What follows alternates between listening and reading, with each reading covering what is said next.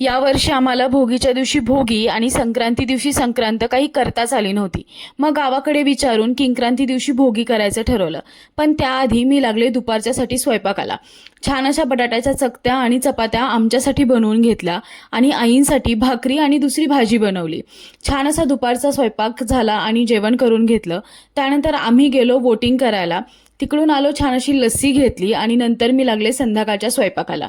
भोगीच्या दिवशी आमच्याकडे मसाले भात, भोगीची भाजी आणि छान अशी बाजरीची भाकरी असते ज्याच्यामध्ये तीळ घातलेले असतात. त्यानंतर आम्ही हे ॲमेझॉनवरून मागवलेलं होतं श्रीषासाठी, जे की तिला खूप जास्त आवडलं. असे अजून 2 पार्सल आहेत, पण आमच्या घरामध्ये एकच हुक आहे, तर आम्ही अदलाबदली करून लावतो. आणि हा रॉड खूप जास्त उपयोगी आहे लहान मुलांच्या. तुम्हाला जर आवडला असेल तर तुम्ही सुद्धा नक्की ॲमेझॉनवरून मागवू शकता. त्यानंतर आम्ही छान असं जेवण केलं आणि हा स्वयंपाक सगळ्यांना खूप जास्त आवडतो आणि असा संपला आमचा आजचा दिवस.